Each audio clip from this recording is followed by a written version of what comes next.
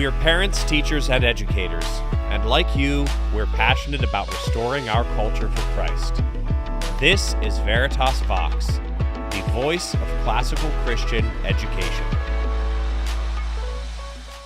Hello again, I'm Marlon Detweiler, and you are with us on Veritas Vox, the voice of classical Christian education. Today we have with us Jean Burke. We're going to hear a little bit about Jean and the organization that she started called College Prep Genius, which prepares students for standardized testing. But Jean, tell us a little bit. Well, first of all, Jean, welcome. Thank you for joining us. Well, Marlon, thank you so much. I am so excited to be here. Well, we're glad to have you. Tell us a little bit about yourself personally, where you are, your family, and that sort of thing. And then I'll get into some questions about the organization you started. Sure, thank you. Well, I'm coming to you from Texas. I live in the Dallas-Fort Worth area. I'm a Fort Worth girl, so I grew up here. And I have been married in June, 40 years. Good for I know, you. I was a baby when I got married, but it was one of those arranged things. Most people don't get married before they're 10. That's right.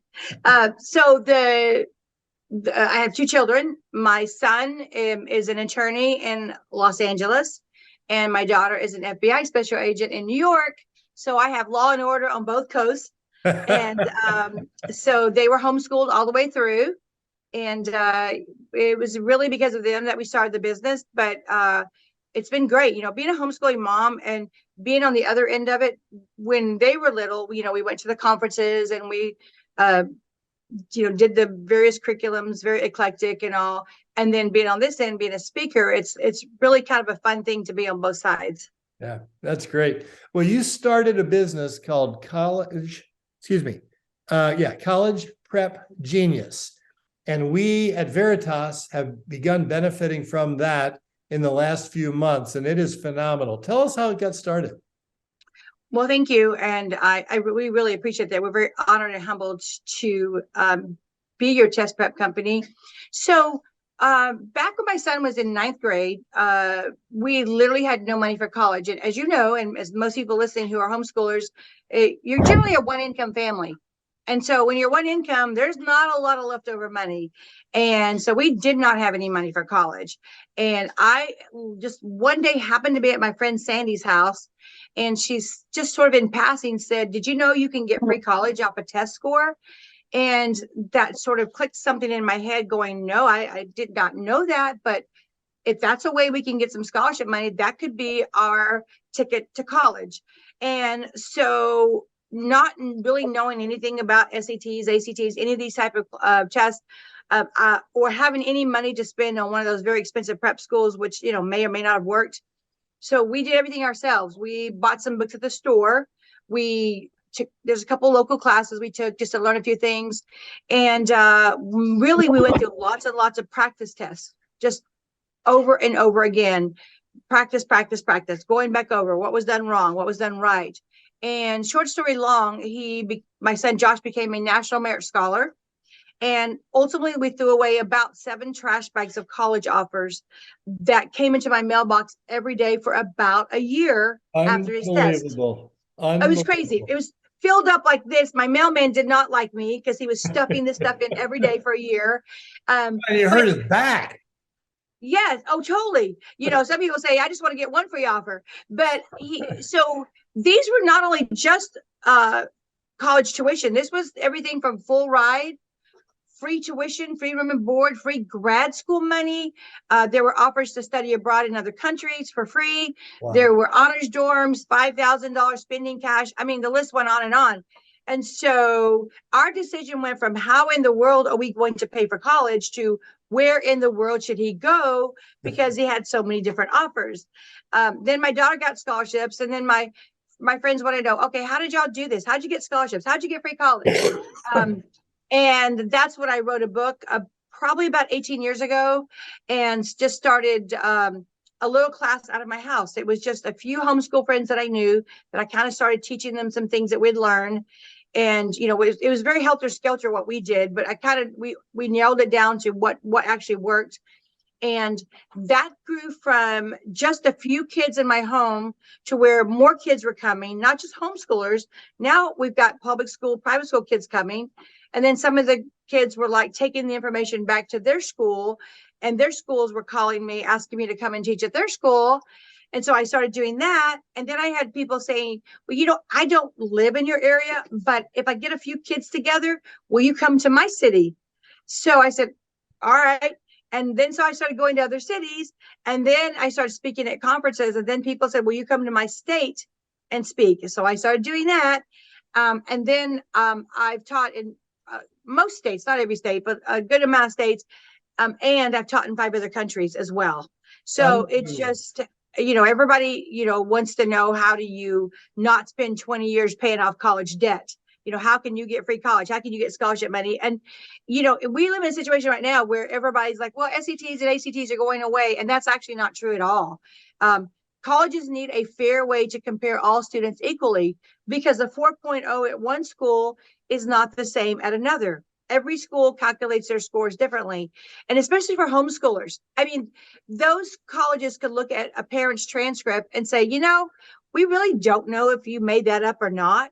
We don't know if you gave them just some mommy grades. So we need something to validate the transcript. So that's why, I speak at homeschool conferences and really share my information, definitely with homeschoolers as well. Very good. Well, it is true that colleges have to have some objective standards and really like homeschooled students, because they are a good quality student, as you have produced and as you know. And you're dealing with both the school and the homeschool community. Colleges are trying to figure out how to know their student before they accept them, or how to know that they're a good fit. And I have heard that interviews and an essay have become a very significant part of that. But what do you see the trajectory, I guess, of the standardized test? Let's stay on the SAT and the ACT initially. And what do you see the future of those tests being as it relates to college use of them? Well, BC, before COVID, SAT, ACTs were the standard, and of course the CLT, which I love, was coming around. But then, the world shut down in 2020. We were all in, house arrest.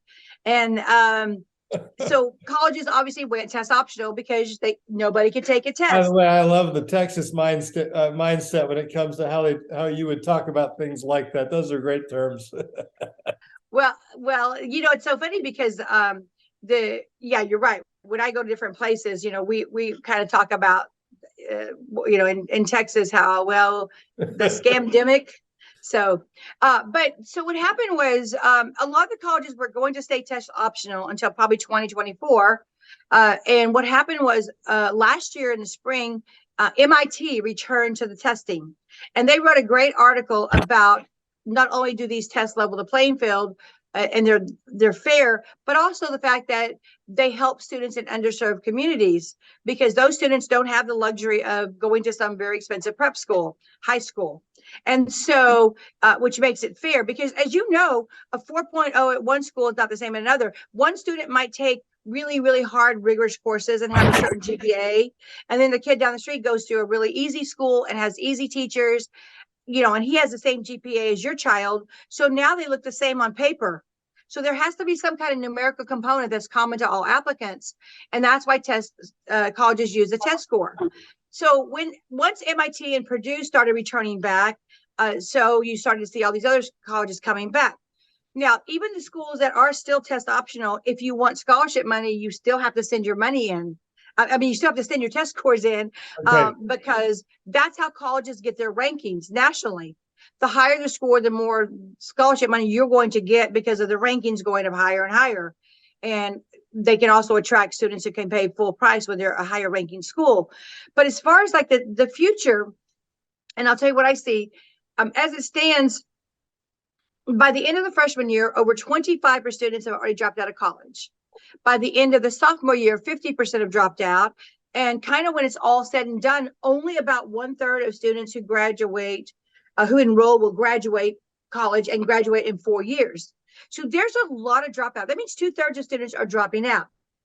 And I think the two main reasons are certainly finances, but the other main reason is the workload.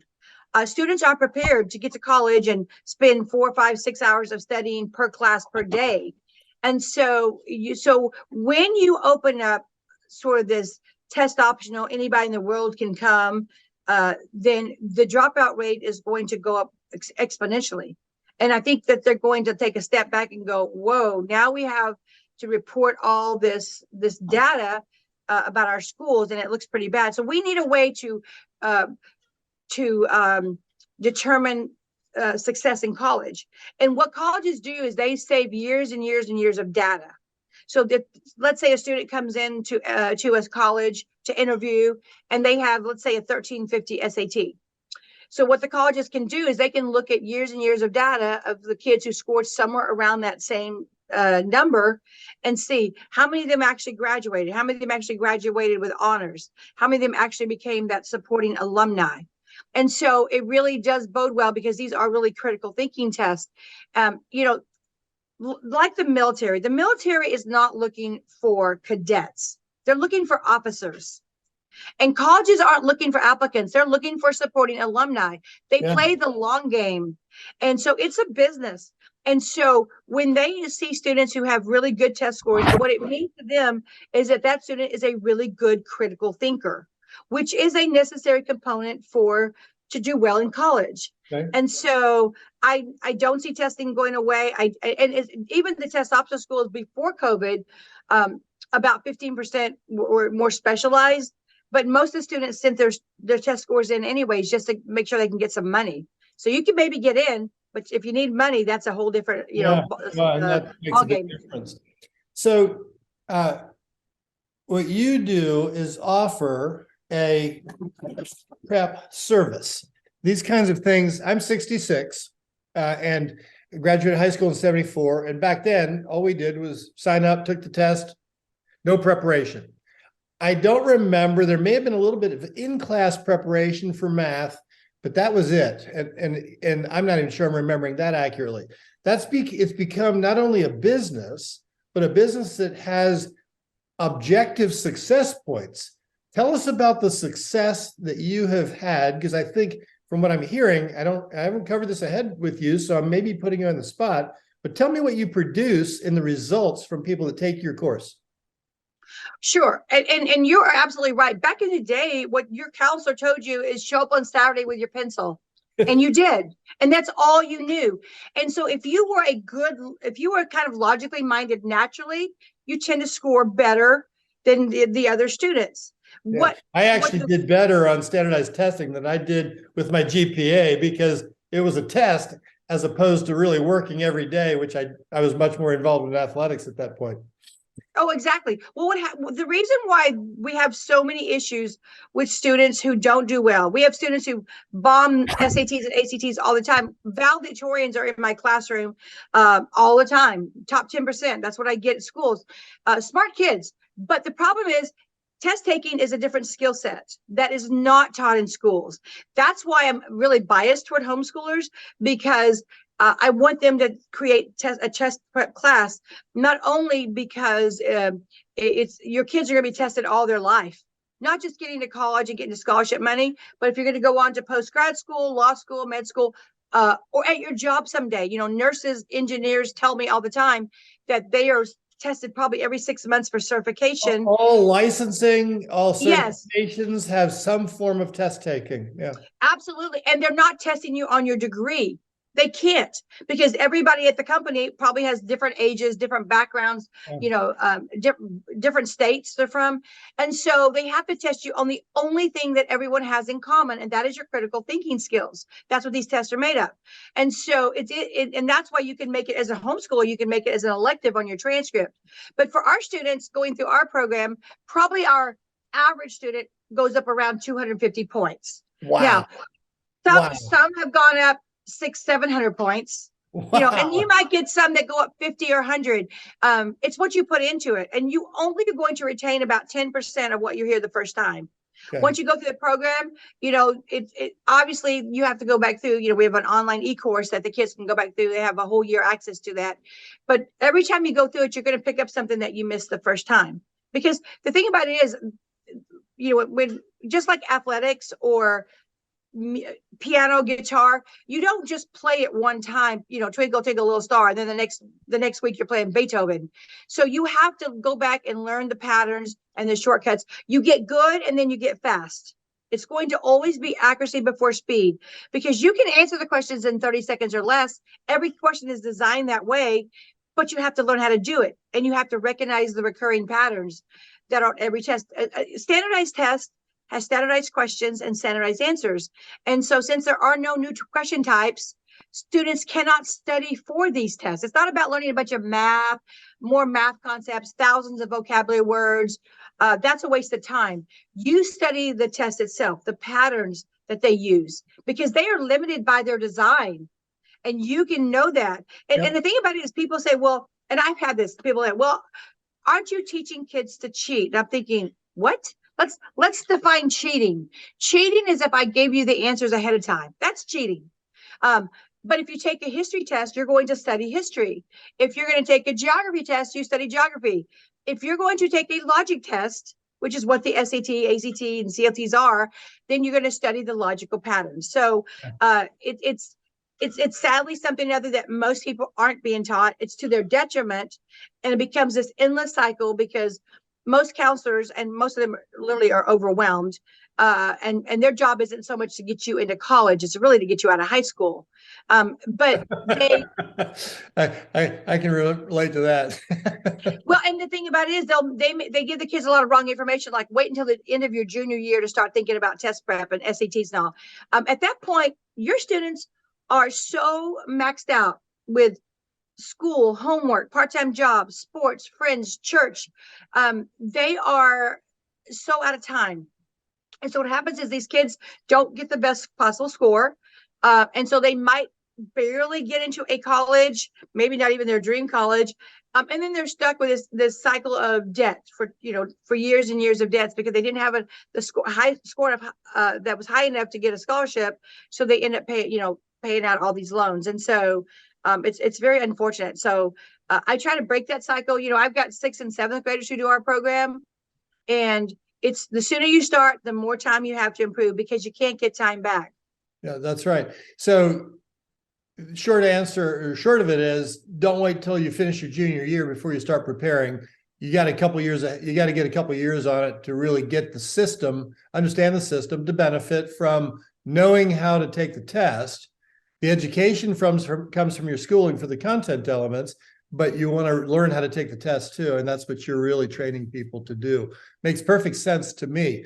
I have a question I have never really understood, and I think you are a really good person to answer this. The two primary tests that exist in the broader marketplace, and we're going to talk about the CLT in just a moment. Okay. But what is the difference between the SAT and the ACT? Who should take which? Should everybody take both? Really good question. So 20 years ago, the states up north and down south and on both coasts, they mainly promoted the SAT, and more of the middle states promote the ACT. Well, that has totally shifted, because now every single college takes either one. 100% of colleges will take SAT or ACT. Does not matter which one you take. And if they prefer one over the other, they'll convert the score. So a 1340 SAT is the same as a 29 on the ACT. Now, what happens is, unfortunately, some people still don't promote that, but it doesn't matter which one your child takes. They literally are about 99% the same test. Really? The same strategies work on both. Okay. When the SAT was redesigned back in 2016, once David Coleman took over for the College Board, they actually hired ACT writers to rewrite the test. So you're taking a test that was written by the same type of people, even though they're different companies. The thing about it is you don't have to take them both, because you just take one or the other. The reason why there's a discrepancy, there's what's called the 1/3 rule. 1/3 students do a little better on the SAT, 1/3 do a little bit better on the ACT, and 1/3 do a little bit better, do about the same. Okay. And the reason why that is because it becomes more mental. The SAT has 2 math sections. So a lot of students will think, I'm not that good in math, so I don't want to do the SAT. Some students say, well, I'm terrible in science, so I don't want to do the ACT. Well, these tests have nothing to do with science. You don't have to have one iota knowledge of scientific knowledge, because Really? it's just a logic test. It's like a reading on the SAT. The math, you don't have to be a math genius. It's not even a math test. It's a logic test using math as the medium. Now, don't get me wrong, you need to know your basic math and adding and subtracting and all that, and some little geometry and algebra. But many of my students who are really, really good in math often say, my math score is always my lowest, and I love math. I'm good at it. It's not because they're not good at math. It's because they only give you about a minute per question. But if you spend 2, maybe even 3 minutes on a math problem, you're just burning the clock up. Yep. So you have to know the fast ways to answer every question. That's great. Now let's step it. So ACT, SAT doesn't matter. Whichever one you like best, go for it. Tell us about the CLT. Tell us what CLT stands for, how it came about, and how it works into what you're doing. So the CLT Classic Learning Test has probably been around maybe 8 years now, created by Jeremy Tate.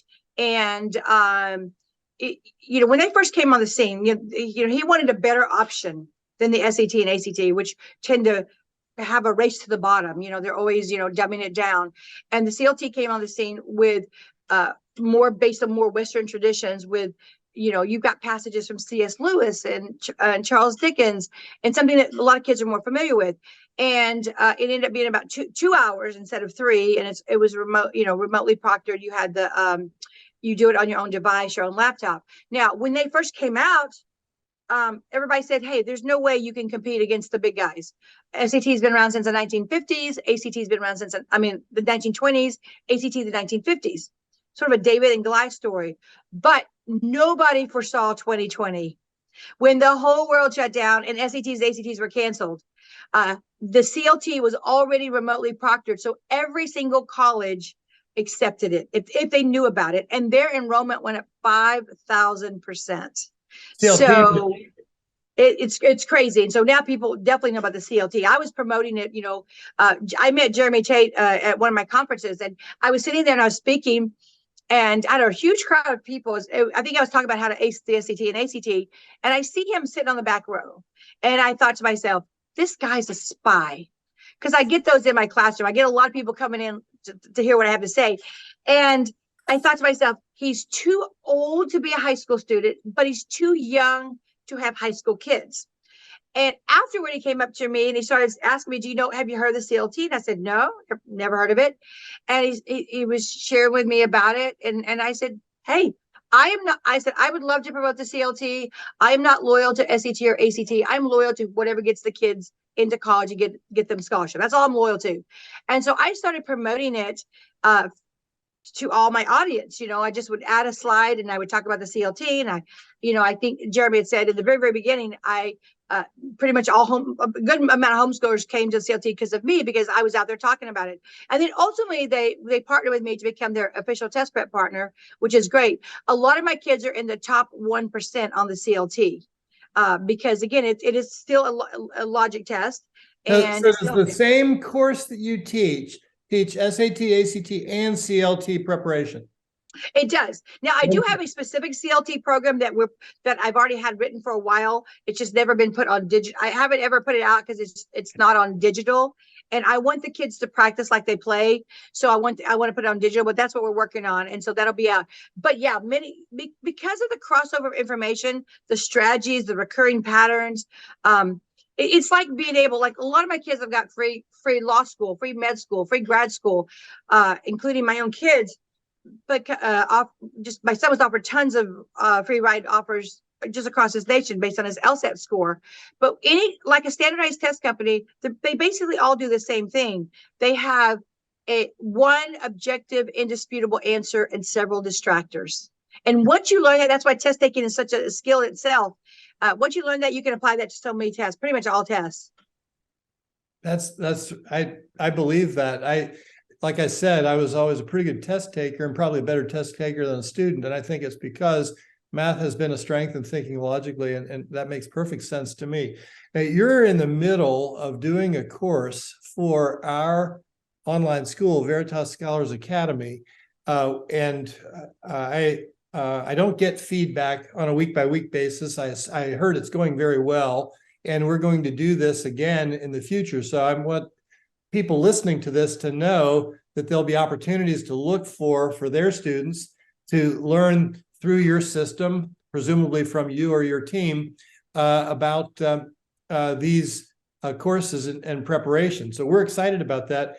Tell us where you think the CLT is going in terms of acceptance and in terms of importance for the classically educated students like ours.